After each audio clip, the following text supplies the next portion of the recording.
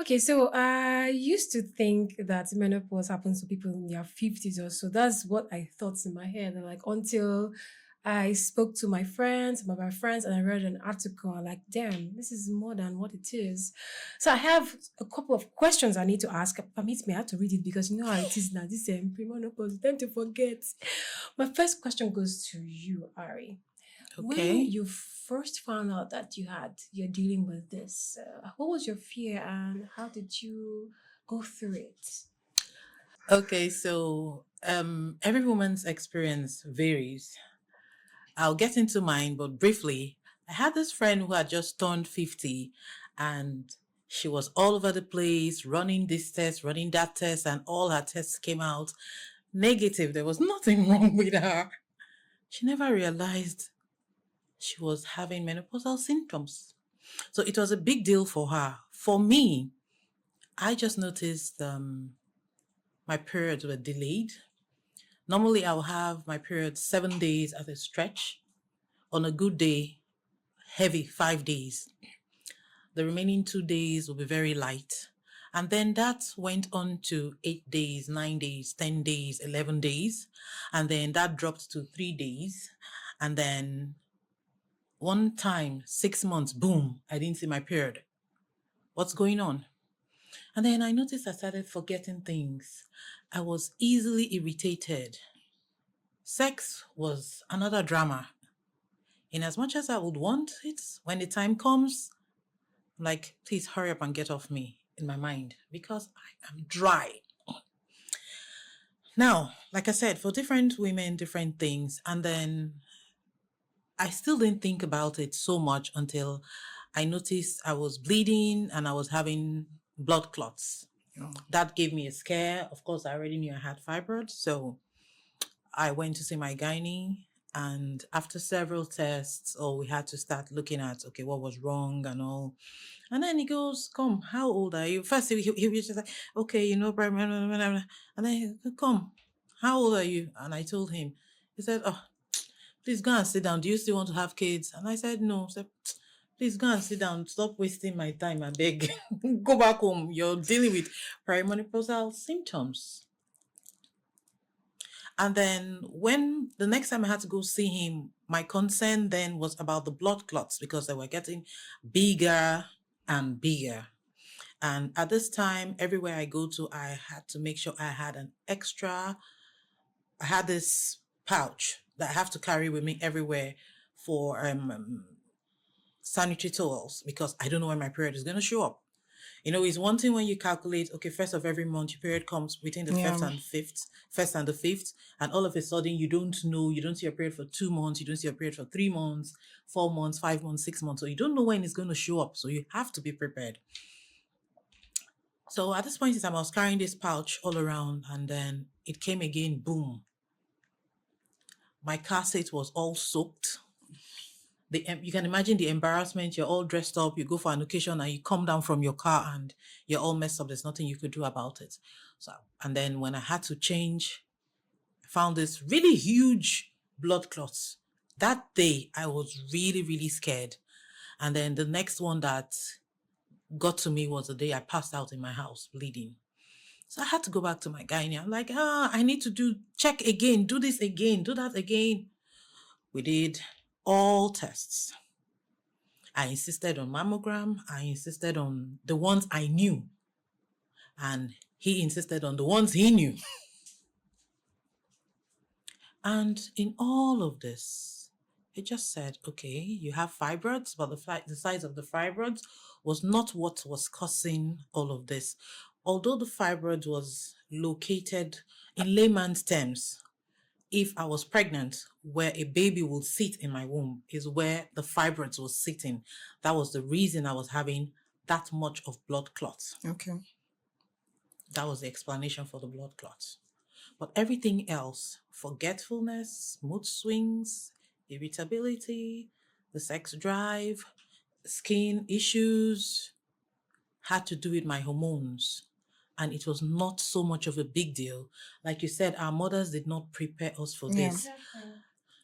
Trust me, 98% of our mothers did not know about this. And how many of our mothers could actually explain puberty to us? Much more perimenopausal symptoms or menopausal symptoms or postmenopausal symptoms. As a woman, you do your period every 28 days or every 30 days or 31 days, depending on your cycle. Yeah. Now, this goes on for years. For some women, there's early perimenopause or early menopause. When they say early menopause, it starts from 34 upwards. Yeah. So for some women, yes. And the worst cases are when it starts from 27 and these women don't even know.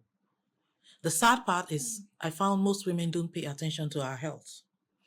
So menopause, mostly from the age of 40 to 55. And then you have post-menopause from 55 upwards. But then again, like I said, it varies from woman to woman. Your body, your lifestyle changes, your hormones. The way I have to deal, the way my body reacts to the menopausal symptoms will be different from the way your body does that. It's different from the way your body does that. So you can't use mine as a measurement or yardstick for yours. Yes. So yes, it's not a one size fit all thing. So the only thing you could do is find what works for you and make those adjustments for yourself. Yeah. Because nobody can help you with that. There's no Yeah. medication for it. Initially I wasn't sure what I was dealing with, so I can't say it was fear. I was worried. So by the time I got to the hospital and the doctor told me, oh, you're dealing with perimenopausal symptoms. Before then, I never knew there was anything like perimenopausal symptoms. I knew there was menopause. So it was in the course of all my symptoms going to the hospital, I learned about perimenopausal symptoms, all the other menopausal symptoms and post-menopausal symptoms. So it was in the course of that I learned about all these. So was I worried? Yes. At a point in time, was I scared? Yes, to a little degree, I was. Because these things were new to me. I noticed my body had changed, and my body had changed drastically in ways I could not comprehend. But over time, I had to learn to adjust and to be able to live with them. Quickly, can you tell our viewers, for those people that are just joining in, the symptoms of perimenopause? For one, I knew I was forgetting, but the main one was I wasn't seeing my period anymore. Or my period would come 2-3 months. Sometimes I won't see it for 6 months. At other times it will come month 1, month 2, month 3. It will be heavy, and then I might not see it for the next 3 months. And at times it will go for 7 months, and then it will come consecutively for the next 4 months every month, and then it's gone. And then I was beginning to forget things. I was having mood swings. I was easily irritated. At a point in time, I was depressed.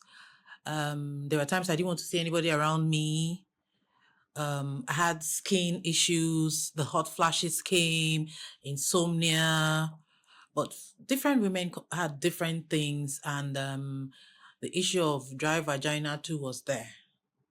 So everybody had different symptoms, but these were things I had to deal with myself. I'm sure the doctor told you the kind of lifestyle you need to adjust to. Can you tell our viewers what they were? Well, my gynecologist advised lifestyle changes. He encouraged more movement, exercises, and if I was going to go back to the gym, he encouraged lifting weights. This will also help my muscle density, the kind of food I ate, vitamins to take to help. He also encouraged to try and sleep better, despite the fact that I was having insomnia. He encouraged me to find a way I can sleep rather than put me on sleeping pills, which will not be healthy for me after a period of time with continuous use. What else did he suggest? Basically, dress comfortably and be me. Also, drink a lot of water. Yeah. That helped with dehydration too. Thank you, Ari. Over to you, the therapist. You need to throw more light on this. Your question is, let me see. You know this thing, and you have to wear glasses to see very well. God help us. If a woman is going through menopause, how do you, as a therapist, guide her through this new path that she has found herself life? Okay, so I first make the women understand that it's a transition period, so it's not something that is forever. Your body is going through something. There's going to be a time when it would end. Perimenopause, one of the very first signs of perimenopause is the irregular periods. When we say menopause, we now mean that the periods have actually completely stopped. So it's a menstrual pause, the menopause. Okay. So as if you've hit menopause, that means you've gone 12 consecutive months without seeing a period. So if you do 6 months and then you see a period, you're still going through perimenopause. So I'm happy she was told about lifestyle change, because that is actually one of the best ways to help you as a woman. So we're going to, I usually curate what I call a perimenopause, depending on the client. So it's either a perimenopause tracker or a menopause tracker. Now, the reason why I go ahead to do this is everybody's experience is different. We can have the general blueprint of, oh, this is symptoms, this is how to feel, but you not see someone saying, I'm not irritable, I just have hot flushes. I sleep well at night, but I find that during the day, I find it difficult to eat. So because of the different experiences of different women, we curate a tracker for you, that as you, oh, this is what I went through, you go to your tracker, you say, this is what you went through. By the time you come to me after 4 or 5 days or a week or even a month, because we need to give you time to be able to document these things properly, it helps us to understand how to tweak your lifestyle change. So it's not too broad of a change. We're not going to say, hey, all of a sudden, do this huge lifestyle change. No, we'll ease you into it. So even if it has to do with your diet, we find that, oh, maybe you don't drink enough water, we'll find other ways to introduce water to you. She talked about movement. It's very, very good, because one of the signs of both perimenopause and menopause is you have stiffness of the Joint body pains. when no they pain you before. A younger person will sit the way we have been sitting and jump up from here. There's an age you get to. No comments. You will take like 2, 3. This woman, you are wasting time. You're delaying. She's taking her time because the joints are no longer answering her the way they used to answer her before. So I also make my clients understand that it's not a personal, that's one person's journey. As long as you have a partner, it's you and your partner's journey. So whatever thing we're trying to introduce into your lifestyle, we want your partner to be there. I call the partners the primary care provider, because they are the ones that will even most times remind you, if your medication, for instance, have you taken your medication?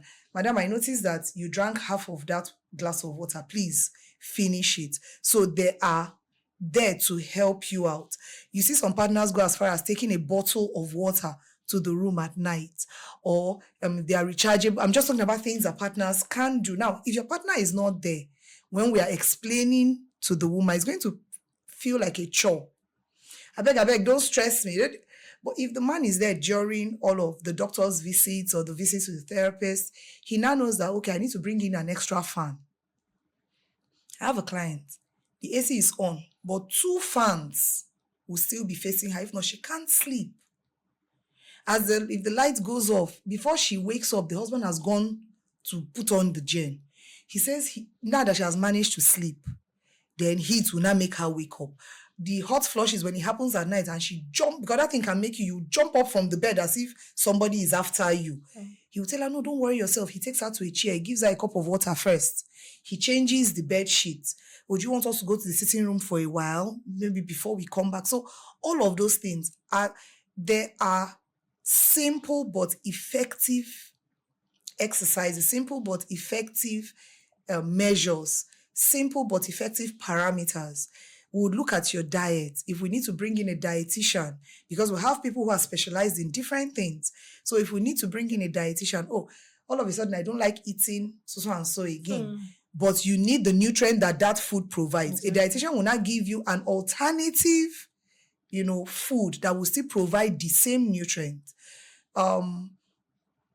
My mom, one of the things we noticed, and she also mentioned it, the muscle density, even the bone density. Okay. So, your doctor might have to prescribe some certain medications for you that would also help. But the part of the therapist is to work on your mind for you to understand. Okay. It's not your body failing you. That's what some women feel. Oh, my body is failing me. I'm not as strong as I used to. I can't. Before you know, they've entered into depression. Like she said, sometimes you don't want to see anybody. Sure. But if you understand, you'll not say, okay, this period, I'm not in the mood to see anybody. But next week, I'm going to be all out there. And then you have friends, again, a support group. So they understand to even plan outings around your mood. The mood swings are the quarreling, shouting for no. As kids, I'm like, why did they even make this man shout up? Like, this thing does not warrant this level of aggression. Yeah. But my mom was also very mindful. She would not say, oh, I'm so sorry. Yesterday, that thing that I did, I don't know what happened, but I'm sorry. Hope you're not too offended. I'm like, no, Mama. First of all, Mama, where they apologize. No. An African mother, for that matter.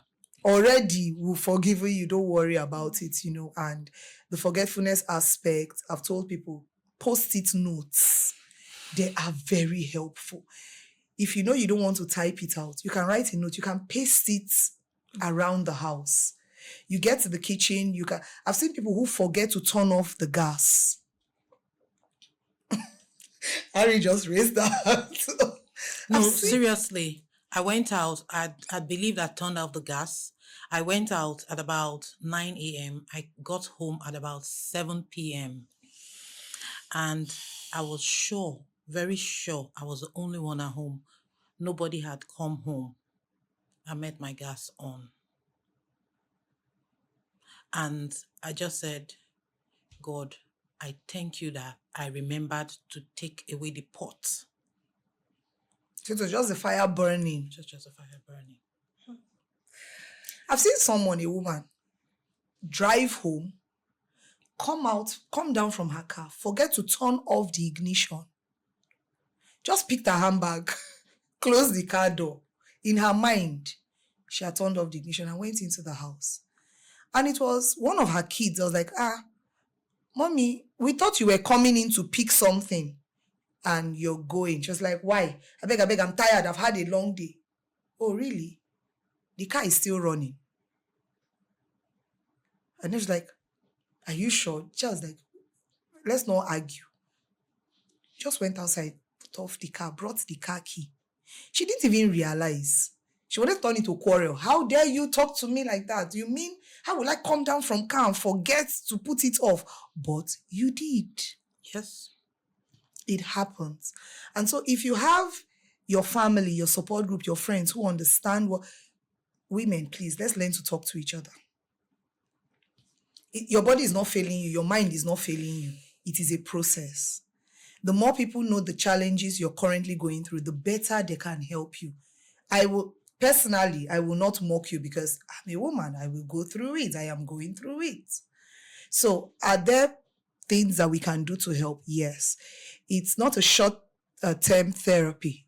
Is another thing I would like to reiterate. It's not a short-term therapy. We would be with you from start to finish. Because what you saw as symptoms yesterday, you can wake up today and it's a completely, honestly, you would think you're running mad. But it's normal to you. And so we'll just find ways around you that can help you live a more better life.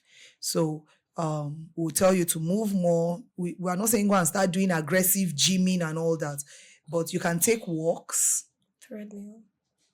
Treadmill, but you have to do the timing properly. If you're the games person, you can pick up lawn tennis. If you're the Ephesi type, you can decide to go for golf, something that will just make you move.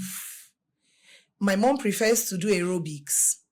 So every other day, she wakes up very early before her morning prayers. She puts on the TV, puts on YouTube, and she's jumping as they are jumping, and she already knows her gauge. So she doesn't, if it's 5 minutes, she's done, and she has gotten all the blood and the juices flowing, and she's good for the day. Some women suffer from, like she said, skin issues, some as far as hair loss, hair thinning, hair loss. So all of these things, if you can track what you're going through, it gives the specialist, your gynecologist, the dietitian, the therapist, a blueprint of how best to help you. So please tell the doctor exactly what you're going through. Tell the dietitian exactly what you're going through. Tell the therapist exactly what you're going through. If you give half truths, they will give you half advice and half medication and half solution. And we don't want that for you. Thank you. Lastly, very key. How can a woman going through menopause still enjoy sexual intimacy?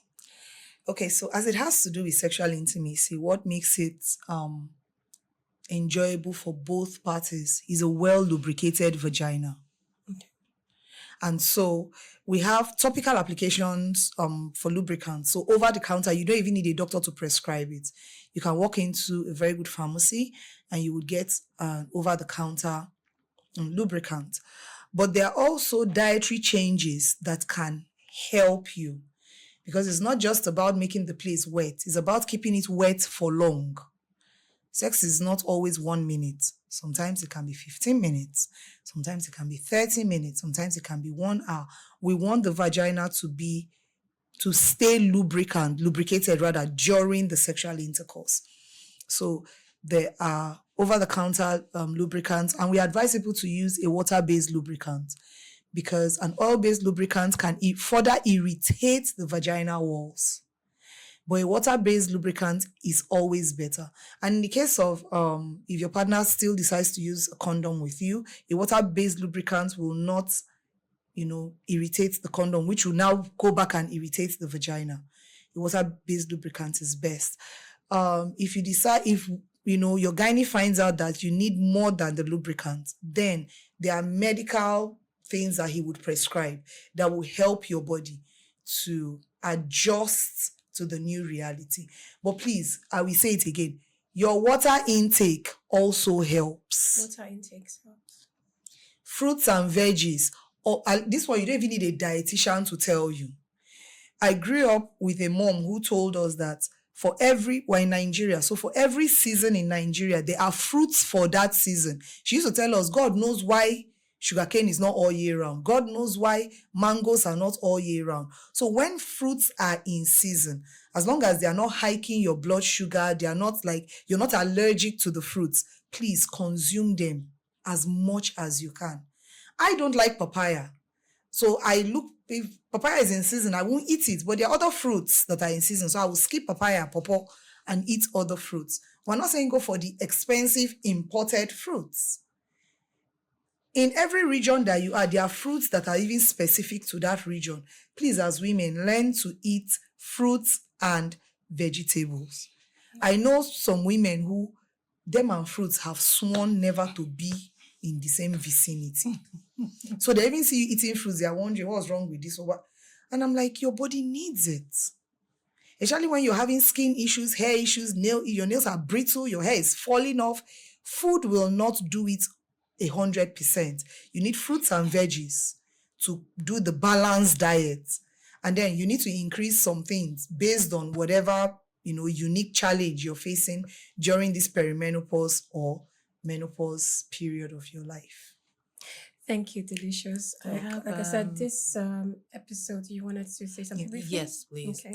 With regards to drinking a lot of water, as women, please, whenever we are pressed, we shouldn't wait or hold it forever. Yeah.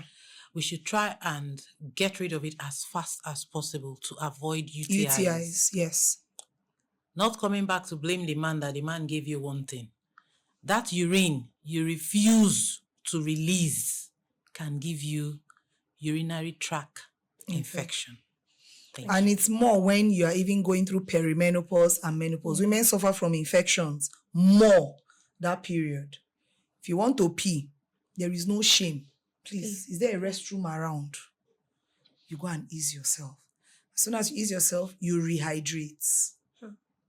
So it helps. So, like I mentioned before now, this episode is about educational and awareness. I've learned a lot from you both. Thank you, Delicious, You're and thank you, welcome. Arinimi. If you have You're welcome. more questions, our listener viewer, please do not hesitate to drop your questions.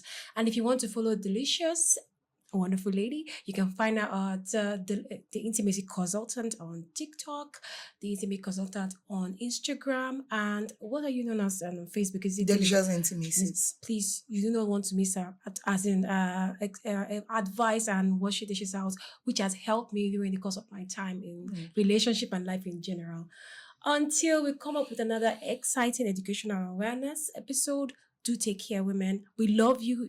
Find a supportive tent, and we are here for you. God bless. Take care.